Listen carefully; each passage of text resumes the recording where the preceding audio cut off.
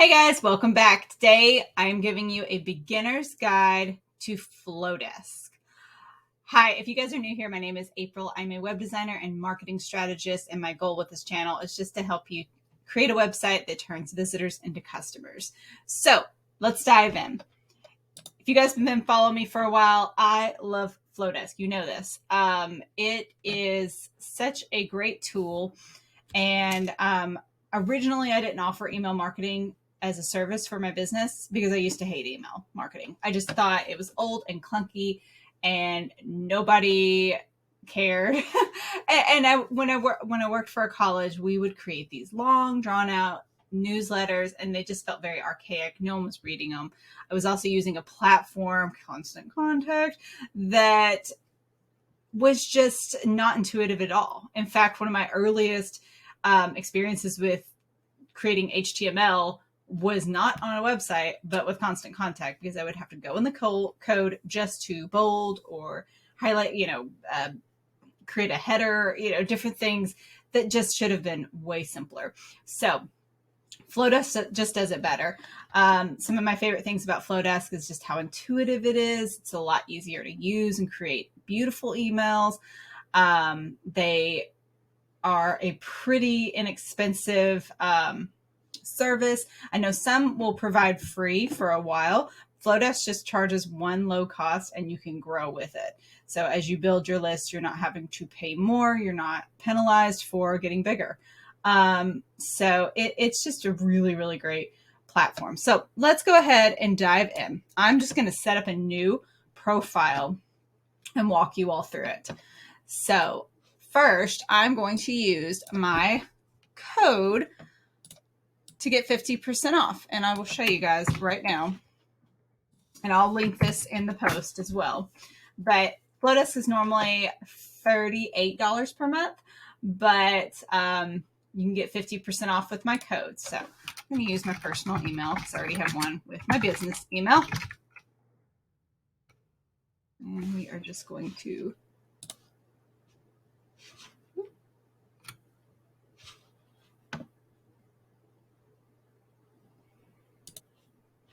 okay, guys, so we're going to create a free account.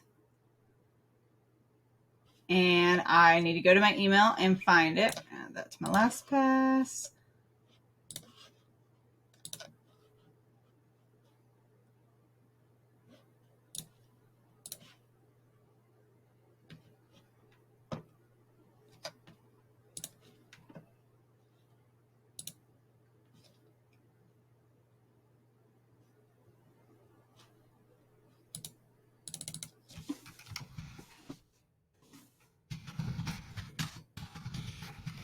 Okay, guys, once you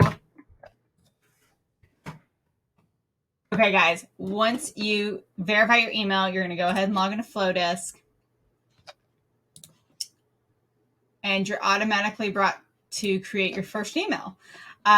So I'm gonna opt to go away from this because what I like to do first is to set up all your branding. So let's go over here to overview. So first thing is you already have your email in there. You need to put your name because this will be your from name. Then you need to pick a time zone. I'm in Central Time, and you've got your password. So then you go to email setup. Oh, here's your from name. So create your from name. We got our email verified. You can also add a new sender. So I did this for my business account. I have 2 business emails and I wanted it coming from my @aprilraycreative.com email rather than my @gmail email. So you can add another sender to send it that way. Then you want to verify your domain. And I can't do that right now because I have an @gmail one, but like if for my @gmail or at my @aprilraycreative.com one, I'm able to verify and it just walks you through how to do that. Then you get to your branding. So you'll want to upload your logo and create your brand palette so that every time you create an email, you have your brand palette. So let's just do some random ones.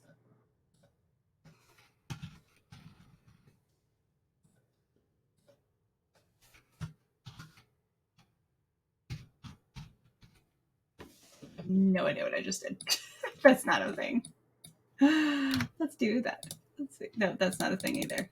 Okay, well, you get the point. You put in your hex values so that you can create your brand color palette. Then you put in your company name and your website so that when people click on your logo, it will automatically go to your website. So then down here, you have to put your street address. And a lot of people don't want this on emails, and I totally get that. But the problem is there is actually a reason for this. It is a standard legal thing that you have to have your address in your email if you're sending out email marketing. And I don't believe it can be a PO box. I will check on that. But you have to have this for legal reasons. Then you want to add your social icons, and you just put your link in there. You can also have made with Flodesk, and so that people can get your referral sign up within your email footer. Okay, so opt-in. I don't usually do double opt-in emails, which just means that like someone, if they opt in, then you like double check with them. I don't usually do that.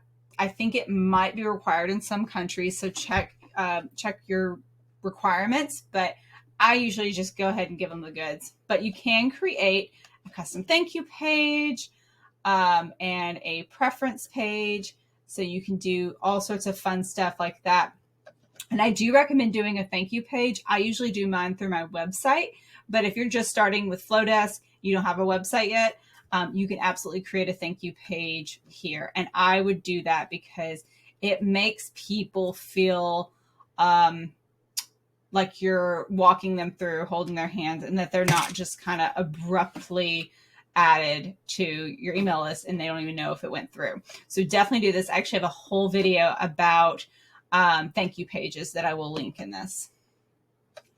And then, like I said, a preferences page. So then you have integrations, and you can integrate Instagram. So at the bottom of your email, you can add an Instagram feed essentially, and it gives like the first 3 from your profile from your Instagram account.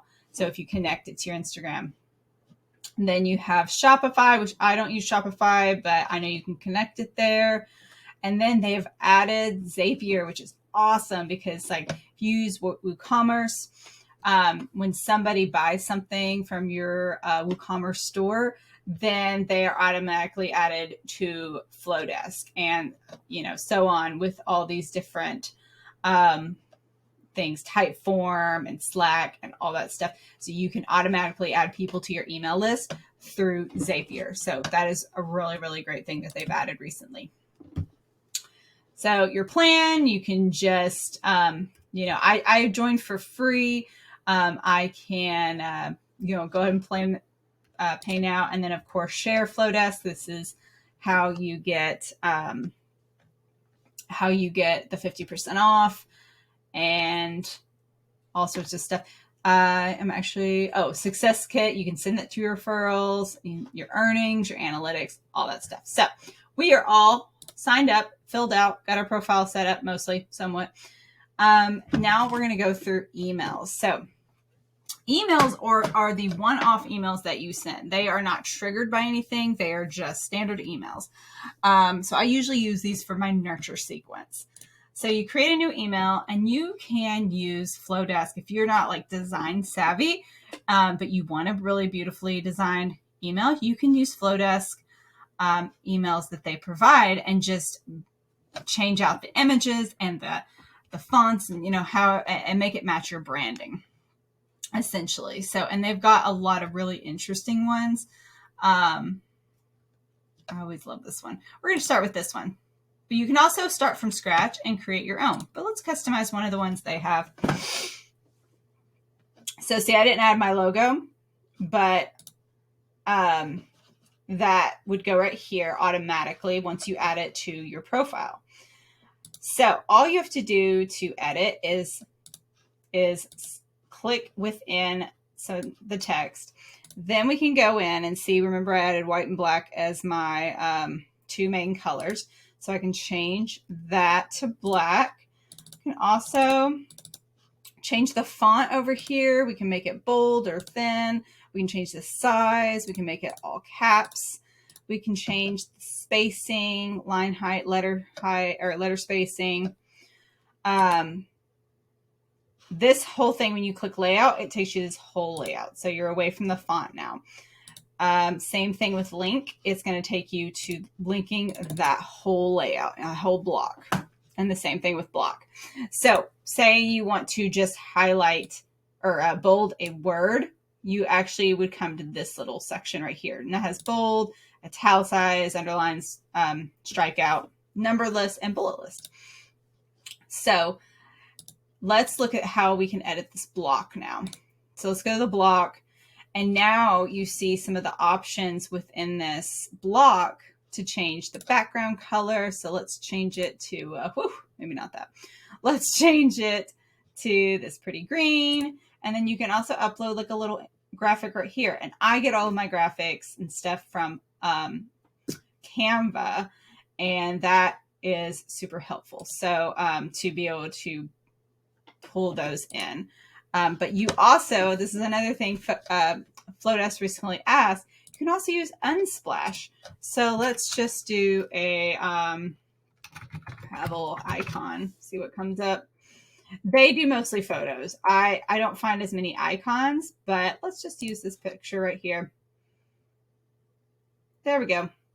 And then, yeah, we can also change the border color if we click on that. So we'll change the border color to peach. So now you've got your first little section done, and you can just go through and, click on the element you want to change, and it will change it for you. And you just keep working through. Like I said, you can use Unsplash for photos and so on and so forth. You also have overlay effects and stuff so that you can, if you have some text over it, like we have this one, we can, let's go back to it. We can do black and, make it like that so that one stands out a little bit more, the opacity. So yeah, emails, super easy to work with. Down here, you say you don't want this, you can just delete it. Say you want to add another section, all you do is you click right here and you have your layouts, which are all these individual little layouts that they've already created for you. And it makes it super easy to just add one in and then customize it the way you want. Then you can add spacing, you can add images, logo, video, Instagram, text, a link bar, buttons. Definitely add a button. You always want to make sure you are linking back to your website if you have one, and you can customize the buttons. There's just so much you can do here. It's simple, yet it really gives you a lot of options. So I'm not going to go. Oh, I do want to show two more things.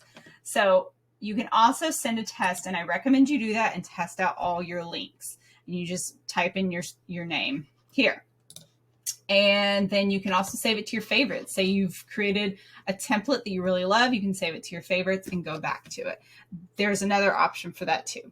Over here, you can do a desktop preview and then a mobile preview, show you what it's going to look like. And I do recommend looking at that too, because you at this time really can't change it to look different for mobile. So you have to make sure it's going to look good on both. So then if you're ready to, yeah, we're going to need to put in a PO Box 111.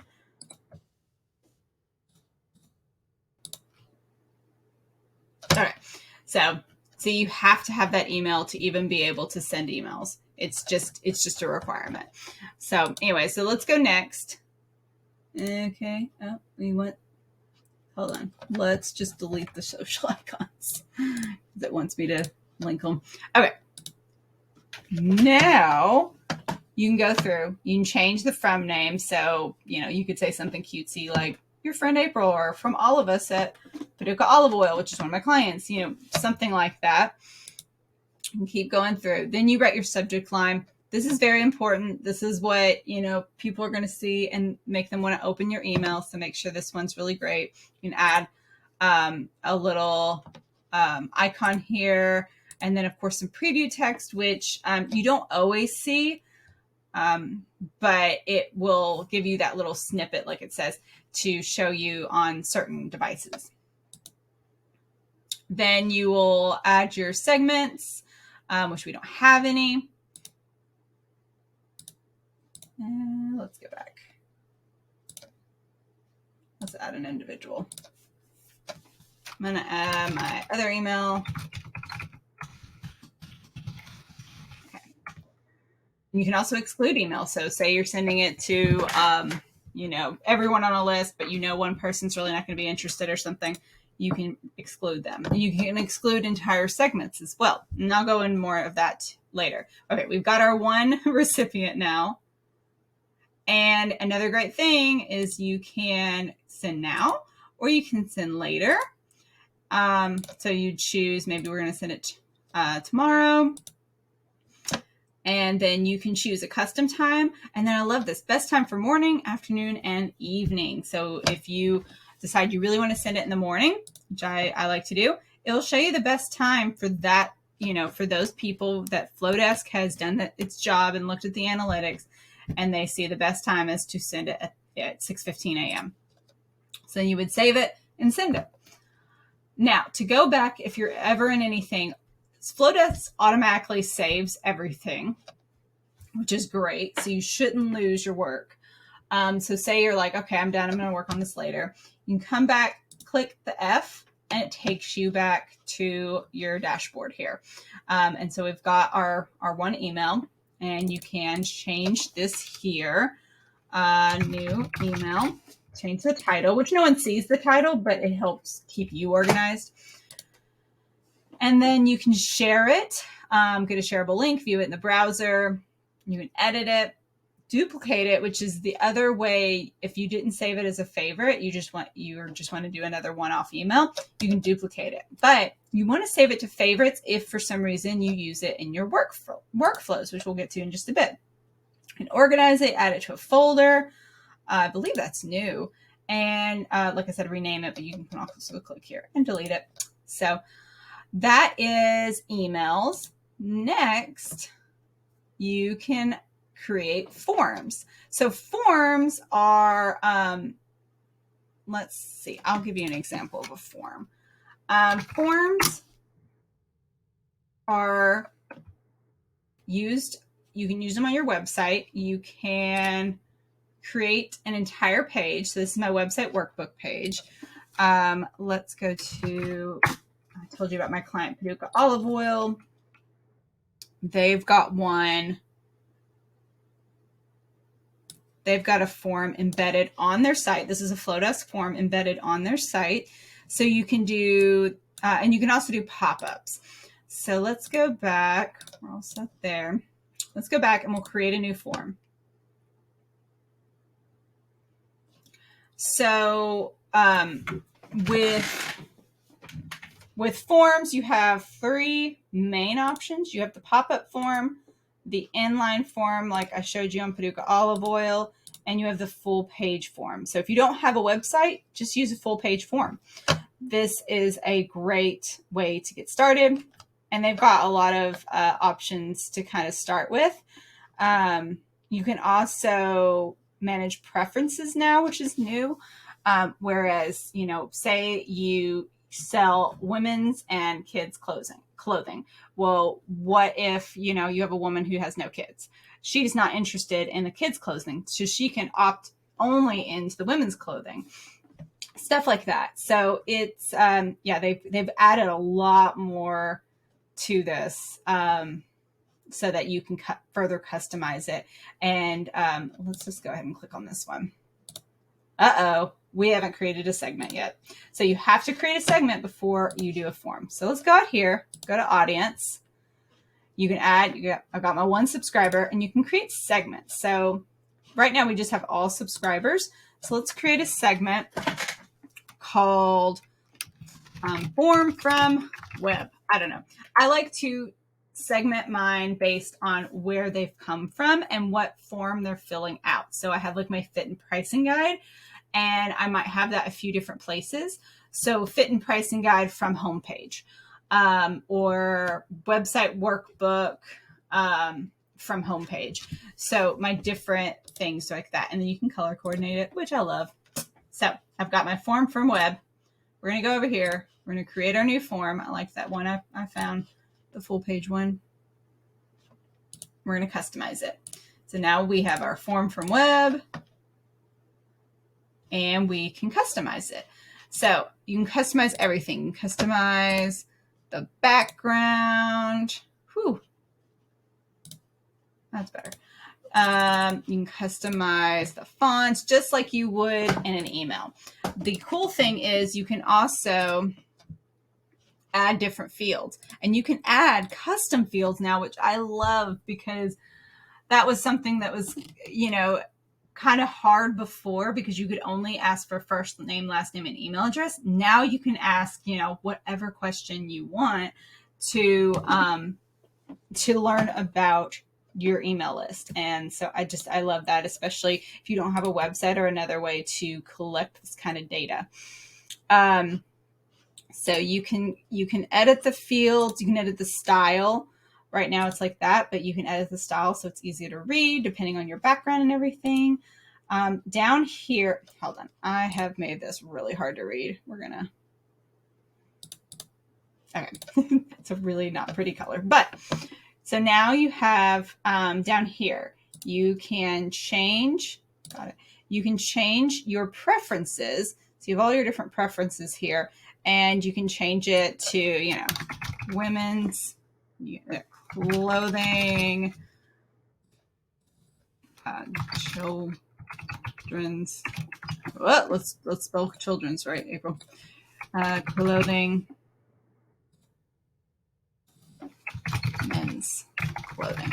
So you can kind of add the different things so people can opt into what they want to know about, and you can send specific things to that preference.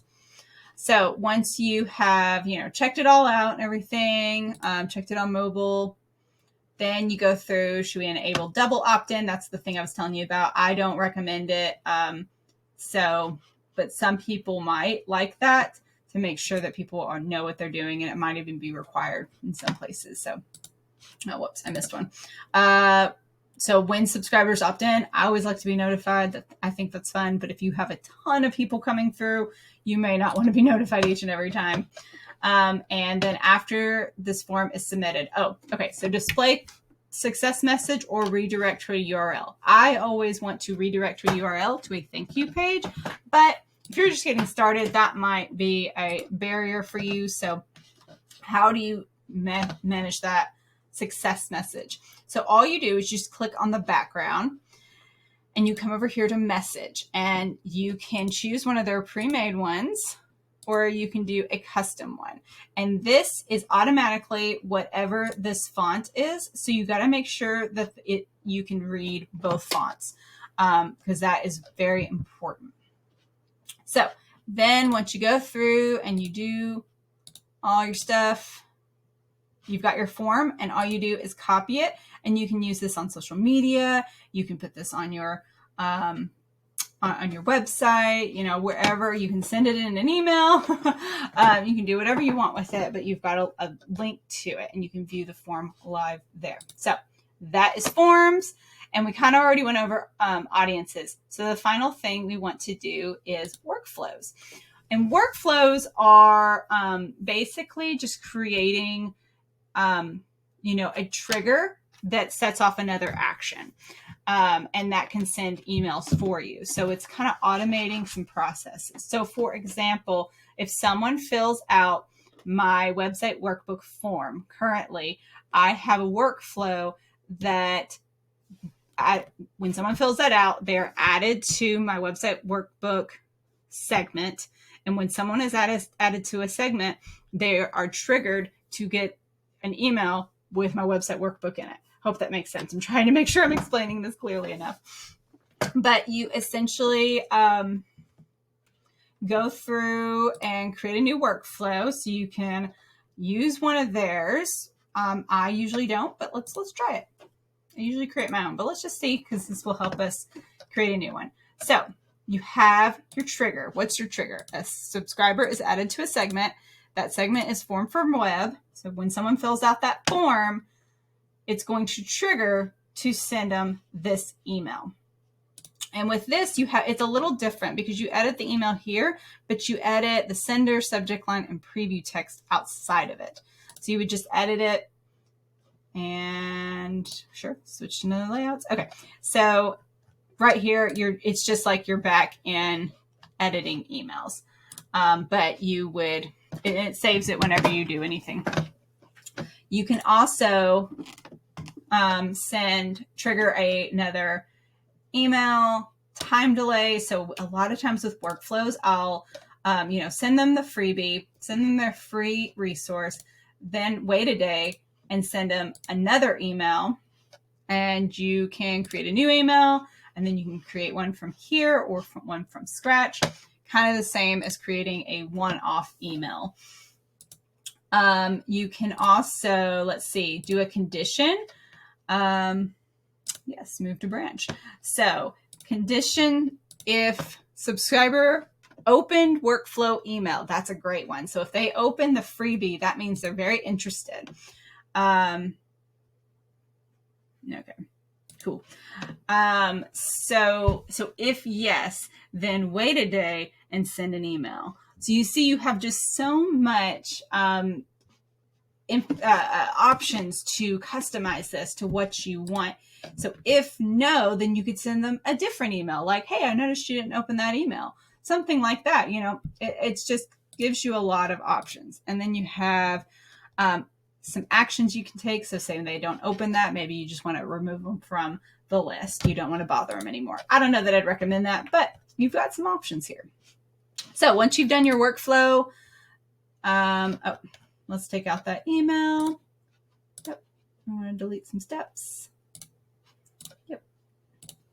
Let's just delete our steps. Okay. So now we just have, one more. Now we just have, they fill out the form, they get the free resource. Pretty standard workflow. Then you can publish it. Another thing you can do, and if you don't have it published, it will not run. It won't run. So just remember that. I have made that mistake in the past. My workflow, I had been working on it and then I didn't publish it, and people were being added to a segment and getting nothing. It's not good. So you can also, what was I going to say? So you can also add them to a new segment. So maybe you do a 5, I always recommend like a 5 email sales sequence right after someone gets a free resource. And then at the end of that, you can add them to your nurture sequence or your nurture email list. And then you can start sending them one-off emails. So say you don't want to send them these, the emails your regular subscriber list is getting. You want to send them just the sales sequence. And then once they're done with that, then they get added to your normal email list. So you can start serving them that way. So anyways, that is the workflow. And see, it is not published yet. So it will not run. You can still change, the title here. You can see, clicked on it. You'll also be able to see analytics. So since I have not sent any emails, I don't have any analytics yet. So I'm actually going to sign out and then sign back into, whoops, I changed my email recently. I changed my password recently.